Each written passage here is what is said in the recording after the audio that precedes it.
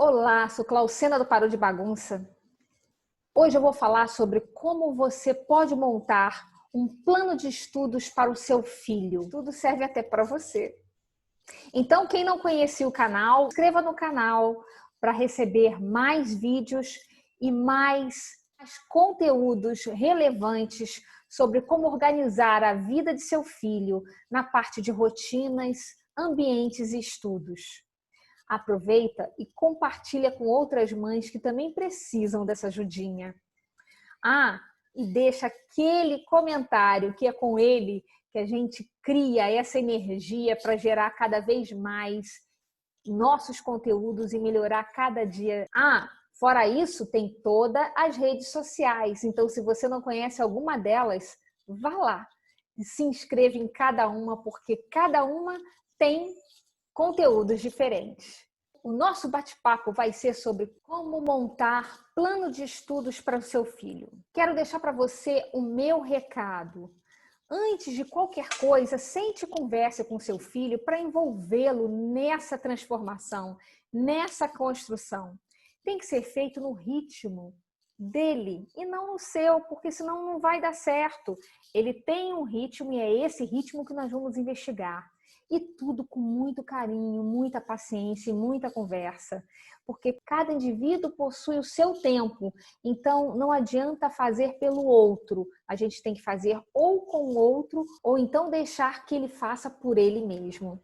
Mas como ele nesse momento está perdido, então bora ajudar seu filho. O plano de estudo se divide em 4 passos. O primeiro passo é a identificação das necessidades. O segundo passo é a organização de tudo que foi identificado. O terceiro passo é a confecção da montagem do plano. E o quarto passo é a avaliação do que deu certo e o que deu errado e ajustar para as próximas semanas. Bora lá! Nesse primeiro passo, a gente precisa entender as necessidades. E eu falo que são 5 tópicos essenciais para investigar. Qual o estilo do seu filho? Vamos ver todos eles. Qual o estilo dele? Qual o método que ele utiliza atualmente para estudar? Quais as 3 matérias que ele gosta e quais as matérias que ele não gosta?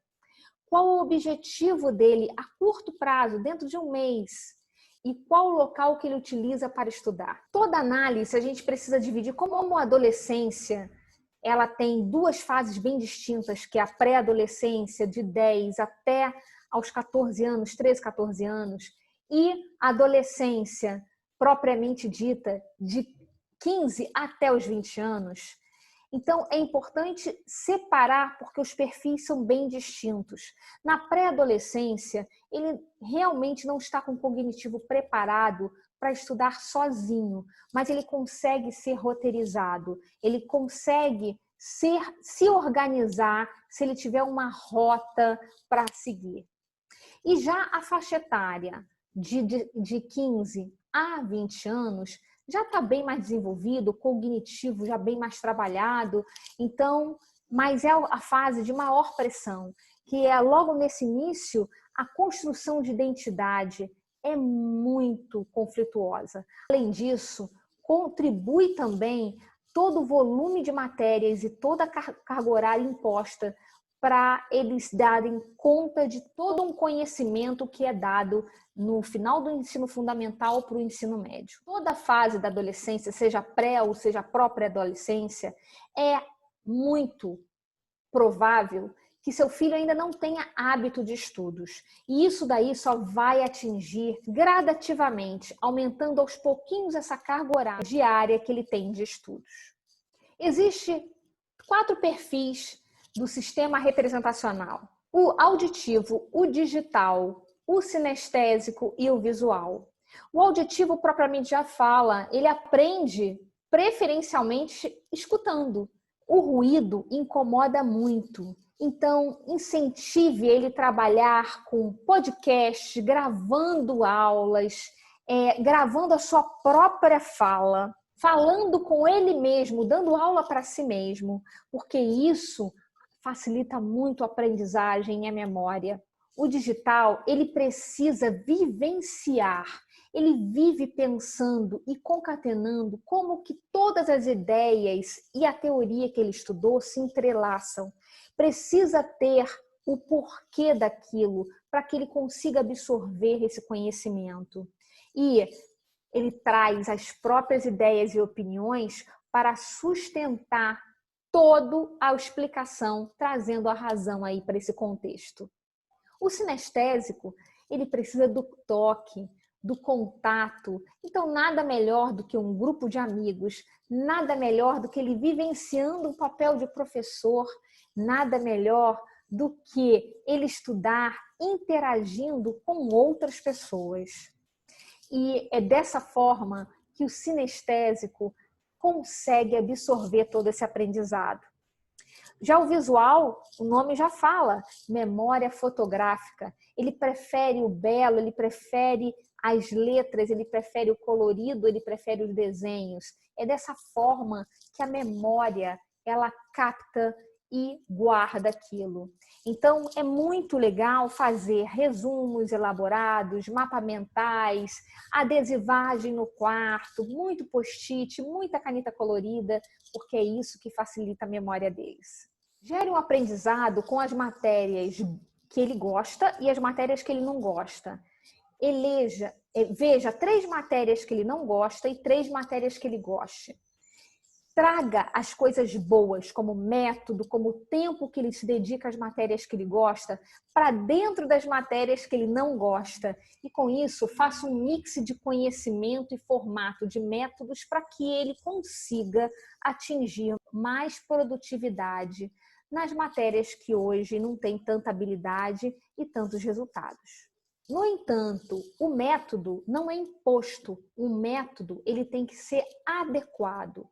Geralmente nós temos aí os mais conhecidos. O método Pomodoro foi criado por volta dos anos 80 pelo Francesco Cirillo. E é através do método Pomodoro que desenvolve o tempo de estudo, o tempo de foco, aquelas matérias que querem ser dadas. O método é baseado em pausas frequentes para uma agilidade mental total. Isso quer dizer um foco total ao período que está destinado ao estudo.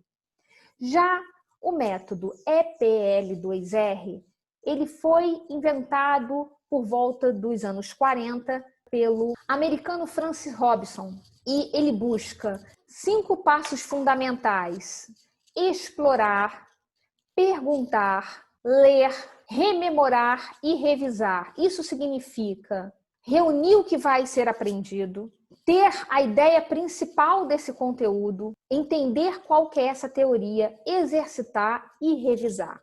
O mapa mental que foi criado por Tony Buzan é da ideia central que parte toda a memória e toda a ramificação de construir todo esse detalhamento de conteúdo. Então, ele é construído por palavras-chave, figuras-chave ou cores, exatamente para puxar do cérebro essa memória. Mas o que é importante no método? Todo método, ele tem que ter teoria, exercício e revisão.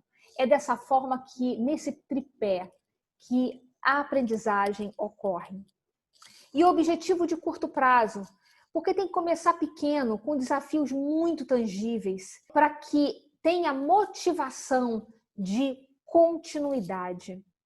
E em curto prazo é fácil ajustar e é fácil perceber os resultados que estão sendo entregues. E, consequentemente, quando se entrega a motivação. Vendo essas necessidades, o local de estudos não poderia ser descartado, porque um local iluminado, organizado, arejado, próprio para isso, que eu sugiro uma escrivaninha dedicada para isso, sem colocar jogos no meio, um computador dedicado para isso. Se puder, é claro, é silencioso, com Wi-Fi, ninguém mais vive sem Wi-Fi, e com água para que hidrate e para que dê aquela quebrada naquele ritmo e volte sem sair do lugar, é o adequado. O segundo passo: organize os hábitos do seu filho. Você precisa entender como ele se classifica. se o seu filho é organizado ou é desorganizado. A organização vai muito além da arrumação de cama, mas eu posso lhe falar que pela cama você já consegue ver se seu filho é organizado ou desorganizado. A organização é um hábito que traz o bem-estar, que traz mais agilidade, com isso produtividade, e consegue harmonizar todo esse ambiente. Na prática, é importante que ele tenha horários para acordar, dormir e almoçar. Quanto tempo consegue estudar direto, sozinho, sem intervalo? E ele é mais ativo no período da manhã, da tarde ou da noite? O que ele gosta de fazer nos períodos que ele está livre, sem nada realmente para fazer, para a gente utilizar nos intervalos? Quantas vezes ele se alimenta e quanto tempo ele demora nesse somatório? E ele gosta de estudar ou não gosta de estudar? Tudo isso está conectado e um hábito leva o outro. Então, óbvio que quanto mais hábitos bons, mais outros hábitos bons serão gerados. E o contrário também é verdadeiro. A organização de rotinas entra para auxiliar todo esse ciclo de bons hábitos e, com isso, a construção de autonomia, da produtividade e da praticidade do dia a dia. A alimentação, o plano de estudos, os horários para ele acordar, dormir, almoçar, todo o foco que ele tem que ter no objetivo ou propósito, o ambiente organizado, a forma que ele se cuida do seu próprio corpo. Então, esse daí é todo um ciclo onde vai ajudar seu filho a conseguir os objetivos que ele tanto almeja. Terceiro passo, monte o plano de estudos. Hoje em dia tem vários tipos de aplicativos. Eu utilizo muito o Google Agenda, onde ali a gente consegue trabalhar com vários intervalos de horários. Reserva os horários de aulas do colégio. Esses não podem ser tocados, porque é ali que ele está tendo a rotina diária do que está sendo entregue pelo colégio. Foque em 3 matérias com dificuldades na primeira semana. Então, na primeira semana que está fazendo o plano de estudos, ele tem uma evolução, ele não é único. Então, na primeira semana é na segunda semana ele já é mais elaborado, na terceira semana ele já tem vários outros ajustes, até que na quarta semana, quase perto de um mês, já trabalhando com seu filho, ali você já consegue identificar quais as dificuldades que ele tem para ele manter o ritmo de estudos dele. Então, na primeira semana, foque 3 matérias com mais dificuldades e distribua 1 hora por dia para exercícios e revisão dessas matérias. Defina os intervalos. Quanto tempo ele consegue ficar parado, focado, estudando? Então, se você vai utilizar 1 hora, fracione essa 1 hora em 15 minutos para começar, de 15 em 15 minutos, colocando entre elas um intervalo de 5, ou de 20 em 20 minutos, colocando um intervalo de 5 a 10 minutos. No final de 1 hora concluída, dê um intervalo maior. Esse intervalo pode ser de 15 a 30 minutos, para lhe dar aquela refrescada. E é legal, negocie os sabotadores, porque os sabotadores, a gente está falando de redes sociais, série, e aí são as séries da Netflix, as mais queridinhas, jogos, o soninho, mas uma coisa que não é negociável, mentira. E a mentira é um grande sabotador. Mas negocie todos os sabotadores. Coloque os sabotadores nos maiores intervalos. Nada de colocar intervalo pequeno, porque eles vão perder o foco e ali vão passar muito mais do que 5, 10 ou 30 minutos dedicados aos sabotadores. Então, coloque como brinde, coloque como recompensa. Introduza os métodos de aprendizagem para ver o que mais adequa. E é importante que ele se adeque ao método e muitas vezes não é um único método. Pode ser 1 a 2 métodos, porque as matérias também se diferenciam. Então, a habilidade dele estudar cada uma, ele pode estar balizando e agregando um método diferente. O celular tem que ser silenciado. Tem também vários aplicativos que conseguem silenciar o celular. E dê preferência colocar o celular longe do estudante. Quando ele está na pré-adolescência, isso é muito fácil. Quando ele já está no adolescente, ele tem ali a necessidade de estar com o celular perto, porque muitas vezes tem pesquisa e alguns até trabalham, estudam direto pelo celular, nem um laptop tem, né? Ou então compartilham com o pai e com a mãe. Então, o celular é importante sim. 30 minutos no final do dia, 20 minutos no final do dia, é legal fazer a revisão do que foi entregue ou não foi entregue naquele período. Porque qualquer coisa se reajusta para o dia seguinte ou então joga-se para o final de semana. E possua hora de acordar, almoçar e dormir. Ela pode variar 15 minutinhos a mais, 15 minutinhos a menos, mas aqueles intervalos, aquelas horas são necessárias para que ele dê o ritmo do dia dele. Liste todas as tarefas que ele tem na parte da manhã, parte da tarde, parte da noite, o tempo de realização dessas matérias e se elas são complexas ou simples. Lembre-se que se por acaso ele tem alguma tarefa muito complexa, algum estudo muito complexo, esse estudo temos que valorizar no melhor horário ativo dele, no melhor horário mais produtivo de seu filho. Deixo aqui algumas dicas que parece que não, mas às vezes a gente passa rápido por elas. Mas no dia a dia a gente coloca muita coisa no nosso colo que não são necessárias. Então desapegue dessas coisas. Comece com o estudo extra-colégio, respeitando o tempo e o foco do seu filho, como já falado. A pirâmide eu coloco para você ter uma ideia do que é uma distribuição adequada, é uma sugestão de distribuição de horário. 2% é para organização das tarefas, organização do ambiente, basta isso. 5% é para relaxar mente e corpo. Há muito exercício, então até mesmo aquele soninho, ou fazer uma mentalização, ou meditação. 12% é vital o tempo livre. 16% está lá entre alimentação e higiene. E isso daí, é óbvio, a gente precisa ter, né? 32% é o que é a minha sugestão de estudo produtivo. Estudo produtivo, hein? Não é aquele estudo que você senta na cadeira e comete um enrolation, como a gente conhece. É o estudo produtivo, que é onde você tem foco naquilo e memorização daquilo. E 33% é exatamente para você relaxar a sua mente e seu dia, geralmente à noite.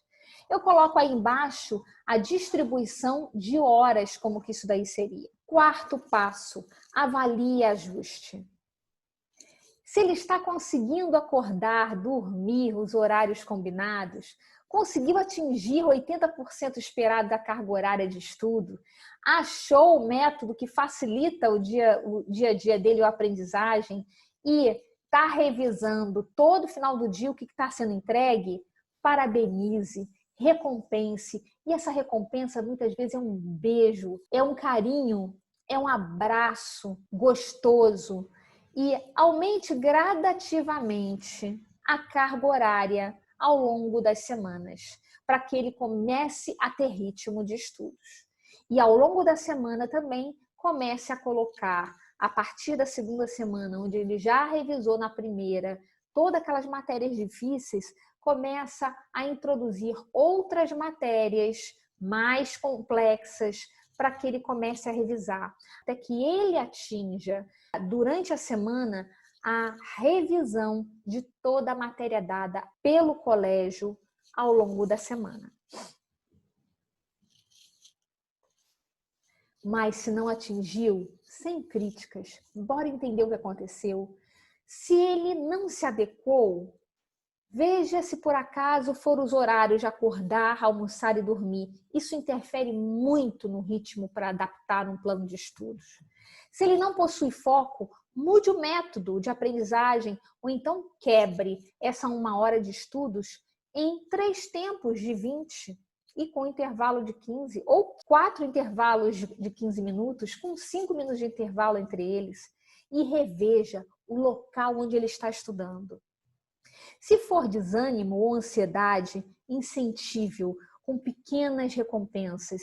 E aí, veja se as metas estão sendo atingidas. Às vezes, a gente está colocando uma meta um pouco maior do que ele pode suportar. E se por acaso for erro constante de exercício, avalie o tempo e o método que ele está praticando. Veja a dificuldade das questões. Às vezes ele já começa com questões muito difíceis e esquece de passar pelas básicas. E a revisão, se está sendo feita ou não, isso diferencia bastante. Mas, se for motivação, ache um propósito que ele agarre, que ele foque naquilo. Um propósito que você possa quebrar isso em pequenas metas, onde ele consegue realizar e entregar, para que ele lá na frente, ele veja que todo o suor dele, lágrimas e dificuldades, ele vai abrir um grande sorriso e vai ficar muito feliz porque ele concluiu, ele conseguiu chegar ao propósito, ao objetivo final dele. Faça isso pelo seu filho, você vai ver a diferença. Então, com esses 4 passos que você viu de identificar a necessidade, organizar toda essa necessidade, montar propriamente o plano de estudos e avaliar e reavaliar esse plano de estudos, que você vai conseguir começar a criar ritmo para o seu filho gradativamente e aumentando aí, você vai começar a ajustar as dificuldades dele e gradativamente aumentando as horas de estudo com foco mais ativo, com foco mais direcionado e com isso uma resistência em estudar. E vai ver que ao longo de 1 a 2 meses, seu filho vai ter um ritmo diferente. O estudo vai ser um estudo mais ativo, um estudo onde ele consegue roteirizar para futuramente ele seguir aí uma autonomia nos estudos, que aí não vai precisar mais de você, porque ele vai conseguir fazer sozinho o plano de estudos dele, ele vai conseguir roteirizar, sanar as próprias dúvidas, buscar outras bibliografias, outras fontes confiáveis para que ele ache a solução dos problemas. Então, se você gostou, curta o canal, se inscreva no canal, comente e compartilhe esse vídeo para outras mães que também precisam desse conhecimento. Eu sou Clau Sena, do Parou de Bagunça. Assista os outros vídeos dentro do canal.